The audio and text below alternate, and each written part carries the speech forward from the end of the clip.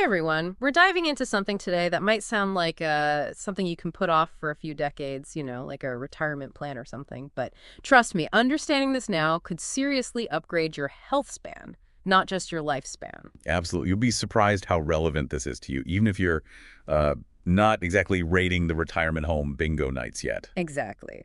So we're tackling this article on osteosarcopenia, and in case you haven't encountered that term yet, it's basically the bone and muscle breakdown combo that tends to happen as we age. And get this, they explain it using this cool framework called the Hallmarks of Aging.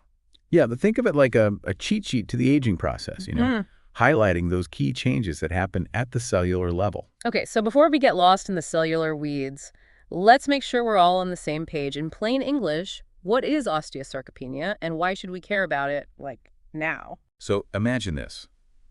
You're losing bone density, meaning your bones are getting weaker, right? And at the same time, you're losing muscle mass and strength. This double whammy increases the risk of falls, fractures, and eventually a real decline in your independence. And it's not just about getting older. It's about how those things can seriously impact your quality of life down the road. That's a really good point. We often think about preventing falls and fractures as an older person's problem, but this highlights how crucial it is to invest in our bone and muscle health throughout our lives. It's like that saying, you don't know what you've got till it's gone. Better to keep those bones and muscles strong from the get-go, right? Absolutely. And on a larger scale, this is becoming increasingly important as the global population ages. So understanding these hallmarks of aging can give us valuable insights into how we can kind of age healthier and maintain our independence for longer. Okay, so let's break down these hallmarks. Is it like a biological checklist of everything that goes wrong as we age? You can think of it that way, but it's more like a categorization system. Hmm. Scientists have identified like 12 key hallmarks, and they've grouped them into three main categories: primary, antagonistic, and integrative. These categories help us understand how these different hallmarks interact and contribute to the aging process. Okay, I'm intrigued. Can you give us a quick rundown of these categories and maybe a few examples of how they relate to this whole osteosarcopenia thing? Absolutely. Let's start with the primary hallmarks, which are like the fundamental culprits of aging. Imagine your car over time, parts wear down, things start to rust. Our cells are similar. One major player is genomic instability, where our DNA repair mechanisms become less efficient, leading to damage in our bone and muscle cells. It's like those little dings and scratches that accumulate on your car over time. So our bodies are kind of losing their ability to keep things running smoothly as we age. Exactly. And then there's telomere attrition, which is another primary hallmark. Think of those plastic tips on your shoelaces. Those are like telomeres. Every time a cell divides, those telomeres get shorter. Eventually, they get so short that the cell can't divide anymore, and it dies. We see this particularly in how our bodies repair and rebuild bone, which is directly related to osteosarcopenia. Okay, so our bodies are gradually losing their ability to maintain and repair themselves. What about those antagonistic hallmarks, the ones you said could go either way? Those sound interesting. They are. One that's particularly relevant to osteosarcopenia is mitochondrial dysfunction. You see, mitochondria are like the powerhouses of our cells, and as they decline with age, our energy production takes a hit. This has a huge impact on every single cell in our body, including those in our muscles and bones. So less energy equals weaker bones and muscles. That makes sense. There's a lot of exciting research happening in this area, and understanding these antagonistic hallmarks is key to developing interventions that could potentially slow down or even reverse some aspects of aging. This is blowing my mind. Okay, so we've got wear and tear on one hand and this energy crisis on the other. Where do those integrative hallmarks come into play? You said they were like a domino effect? Precisely. Think of integrative hallmarks as the consequences of those primary and antagonistic hallmarks we've been talking about.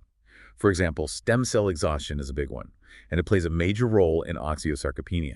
As we age, our body's ability to repair and regenerate tissues diminishes, including those crucial for bone and muscle health. Ah, so that's why healing takes longer as we get older. Our repair crews aren't as efficient. Exactly. And another important integrative hallmark is chronic inflammation. The article compares it to a low-grade fire that smolders in the body, slowly contributing to tissue breakdown. This is a huge factor in both bone loss and muscle weakness. Wow, that's a powerful image. It makes you realize that aging isn't just about wrinkles and gray hair. There's so much happening at the cellular level that we don't even see. But it sounds like understanding these hallmarks could give us a serious leg up on aging well, right? Absolutely. By understanding these underlying mechanisms, we can start to develop targeted strategies to prevent, delay, and even reverse some of the negative effects of aging, including osteosarcopenia. Now we're talking. So before we dive into the specific research on osteosarcopenia and what we can do about it, I think it's time for a quick recap. We've covered a lot of ground here. You've given us a great overview of these hallmarks of aging. But can you remind us again why this matters for us, like right now, and not just when we're closer to retirement age? You bet. It all boils down to this. Understanding how aging works at the cellular level can empower us to make informed decisions today that will pay off for decades to come. We're not just talking about adding years to our lives, but adding life to our years. And that, my friend, is a goal worth striving for. Couldn't have said it better myself. Okay, so we've got this amazing framework for understanding how aging works, these hallmarks. But this deep dive is about more than just understanding, right?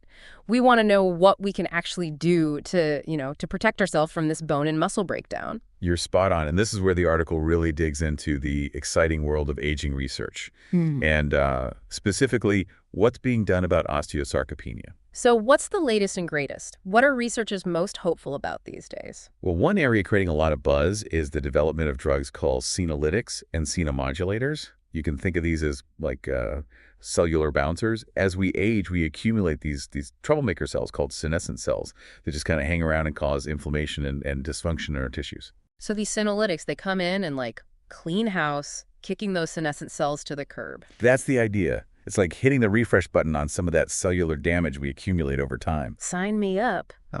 But this being cutting-edge research, I'm guessing it's still early days, right? Yeah, you're right. It's important to be cautious with any new treatment.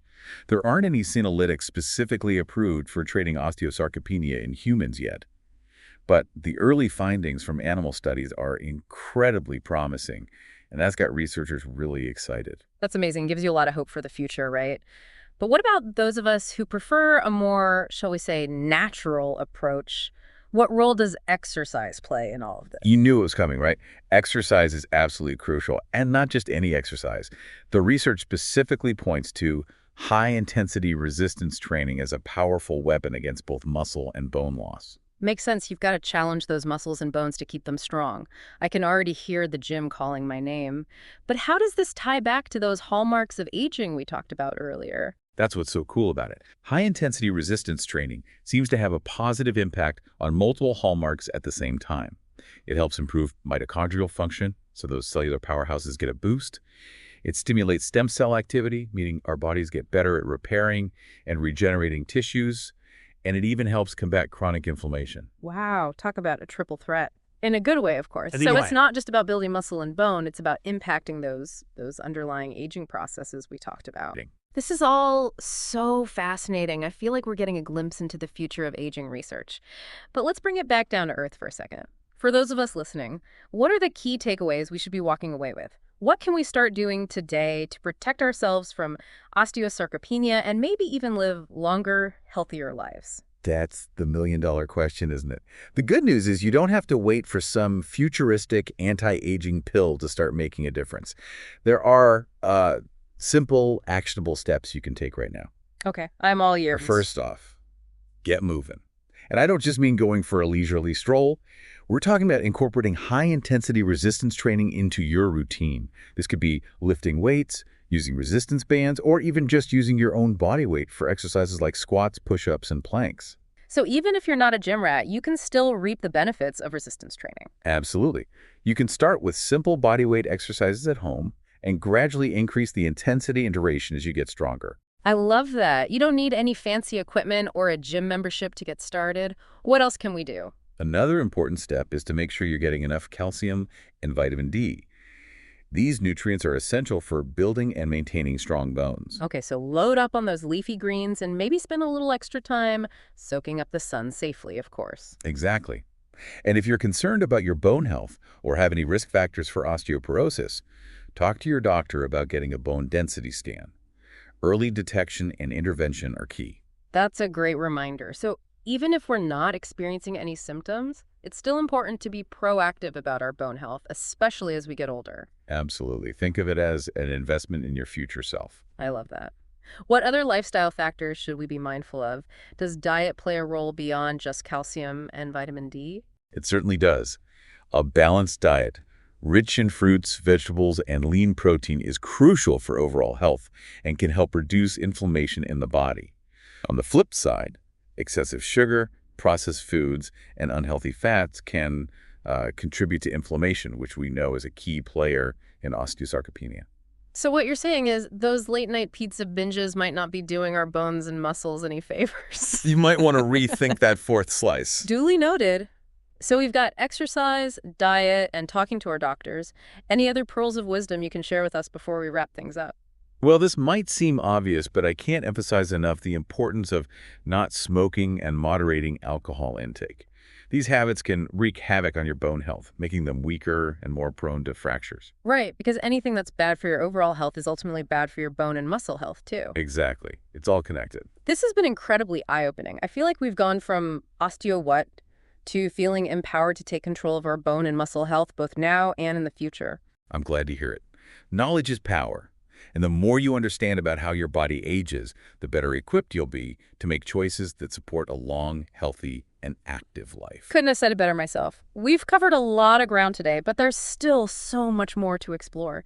Speaking of exploring, the article we've been discussing touches on some really fascinating research challenges that scientists are grappling with. Yeah, and it's, the research around osteosarcopenia and aging, it's still evolving, and that's what makes it so exciting. This article, it highlights some intriguing challenges that have, big implications for how we study aging in general. Oh, like what kind of roadblocks are researchers facing in this field? Well, one of the big ones is that historically, scientists have mostly studied muscle loss and bone loss separately. Okay. And it's like trying to understand a car engine by only looking at the wheels and the gas tank. Yeah. Yeah. You're missing those crucial connections. That's a great analogy. And I guess it makes sense. Both fields are incredibly complex on their own, let alone trying to study them, together. Exactly. But what's becoming increasingly clear is that these two processes, they're intricately linked, right? What affects your muscles also affects your bones and vice versa. So to really understand and treat osteosarcopenia effectively, we need more integrated models that can kind of capture the complex interplay between these tissues. So it's like trying to solve a puzzle, but you're only looking at half the pieces. No wonder there's still so much we don't know. But despite those challenges, it sounds like researchers are, making progress. You mentioned earlier that there's a lot of promising research happening. Absolutely, and it's not just about developing new drugs like senolytics. Those are definitely promising. There's a growing movement towards understanding how lifestyle factors like diet and exercise can impact these aging processes at a fundamental level. Right. Like we were talking about earlier, high-intensity resistance training isn't just about building bigger muscles or denser bones. It's about influencing those underlying cellular mechanisms we discussed, like improving mitochondrial function and combating chronic inflammation. Exactly. And the more we learn about these connections, the more empowered we become to take control of our own aging process. It's not about trying to stop aging altogether. That's impossible, but about aging in a way that allows us to live longer, healthier, more vibrant lives. And that's something we can all get behind.